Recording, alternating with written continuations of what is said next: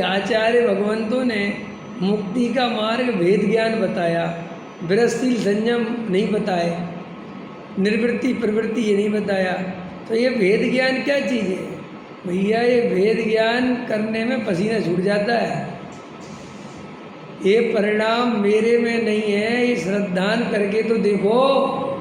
ये जो अंदर अभी परिणाम चले सुबह से, ये मेरे में नहीं चले। ये सुनने में और समझने में बहुत आसान लगता है।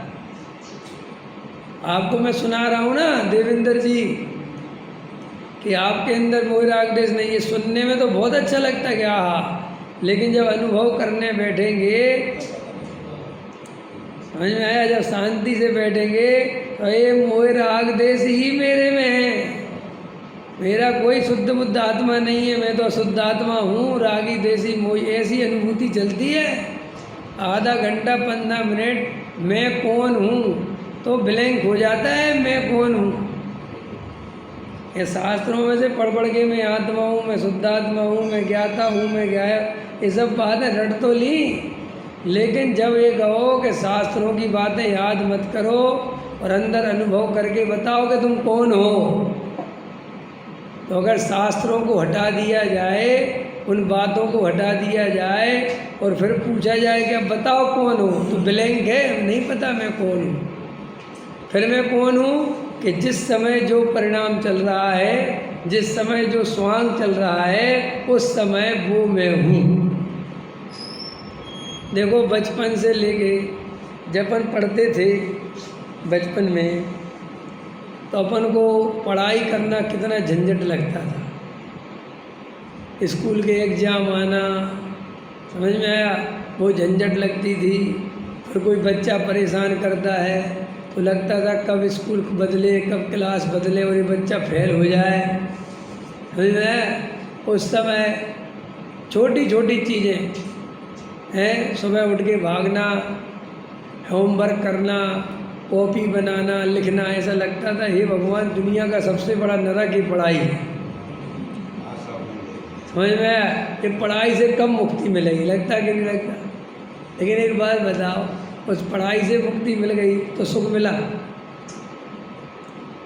भाई संसार में ये कल्पना कितनी झूठी है कि ये अवस्था बदल जाएगी, ये परिस्थिति बदल जाएगी तो सुख हो जाए। कितना झूठ है, कितना झूठ! क्योंकि इतनी परिस्थिति तो अपने सामने बदल गई, लेकिन दुख नहीं बदला, दुख नहीं मिटा। वो तो दुख कोई ना कोई रूप में ज्यों का त्यों खड़ा रहा।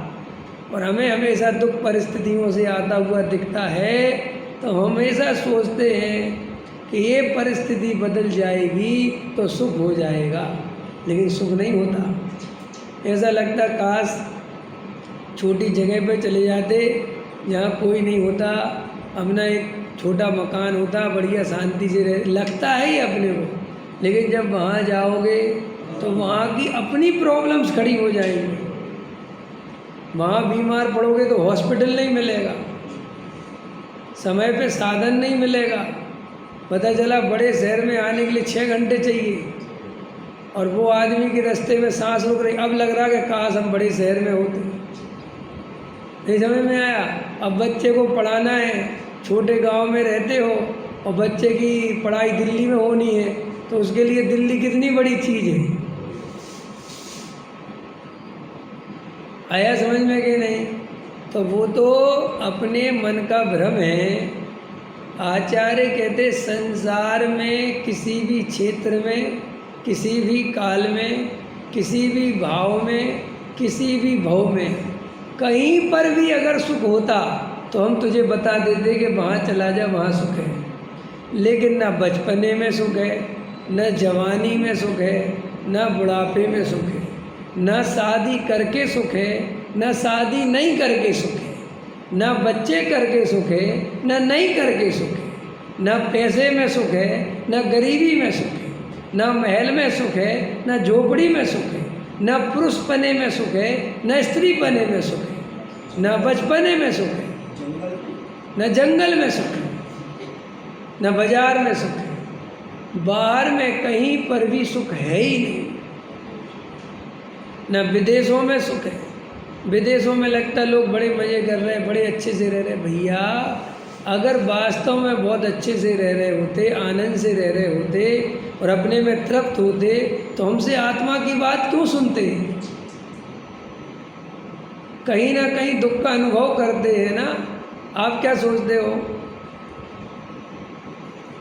बोरियत दुनिया का बहुत बड़े दुखों में से दुख है। कौन सा दुख? बोरियत। तुम्हें बढ़िया रोटी मिल जाए, बढ़िया सब कुछ रहने को हो, लेकिन तुमसे कोई बात करने वाला नहीं हो, तुम्हारी कोई बात सुनने वाला नहीं हो, समझ में आया? तो आदमी कहता है इसकी जगह रोटी ना मिले चलेगा भाई साहब, लेकिन संग साथ तो चाहिए, बात करने वाला तो चाहिए। कि क्यों?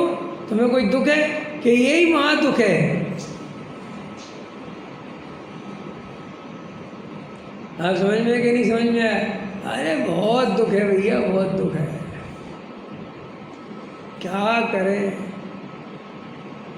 जब रोटी थी, समझ में आया, तब दांत नहीं है। जब दांत है तो रोटी नहीं है, और जब दोनों हैं तो खाने की इच्छा नहीं है। अब संसार का बैलेंस कैसे बनाओगे? संसार में आचार्य कहते हैं, तीर्थंकर परमात्मा कहते हैं, अगर कहीं पे भी सुख होता तो हम झूठ नहीं बोलते, हम तुझे बता देते कि चल वहाँ चला जा, वहाँ सुख। कि साहब देवगति में सुख है? नहीं है, देवगति में कोई सुख नहीं है। ये तो अभी तुम देव नहीं हो तो वो देवगति का सुख दिख रहा है। जो देव है वे मनुष्य होने के लिए तरस रहे हैं। क्या समझते हो तुम? समझ में आया? तो आचार्य कहते हैं कि हे भाई, किसी भी पर्याय में, किसी भी द्रव्य क्षेत्र काल भाव में, संसार में कहीं कोई सुख नहीं है। तू संसार में सुख की आशा तोड़ दे। सारी यात्राएं झूठी हैं, काल्पनिक हैं, पागलपन है। तू किसी भी परिस्थिति को बदल कर सुखी होना चाहता है, साधु बन जाऊंगा तो सुख नहीं है। अगर सच्चा साधु नहीं है, मिथ्या दृष्टि है, तो वो तुमसे भी ज़्यादा दुखी है। मिथ्या दृष्टि साधु हमसे ज़्यादा दुखी क्यों है? पराधीन है, दूसरों के भरोसे रहता है और अंदर कसाय भरी पड़ी है। तो दीनता के परिणाम, हीनता के परिणाम, समझ में आया? मायाचारी के परिणाम। दिखाता कुछ है, अंदर में कुछ है। जैसे परिणाम है वैसा किसी को दिखा नहीं सकता, क्योंकि वैसा दिखाए अपन भी जैसे परिणाम है पूरी तरह कभी किसी को नहीं बताते। अपनी पत्नी को भी आदमी पूरी तरह परिणाम नहीं बताता, क्योंकि अगर वो पत्नी को भी अपनी पूरी तरह परिणाम बता दे तो पत्नी उसको हिकारत की नज़रों से देखेगी कि जो तो बहुत बड़ा पापी है। और वो पत्नी भी नहीं बताती अपने हृदय के परिणाम। बताओ, इतने परिणाम तो अंदर अपन ऐसे रख के घूमते रहते हैं कि जो बता नहीं सकते किसी को।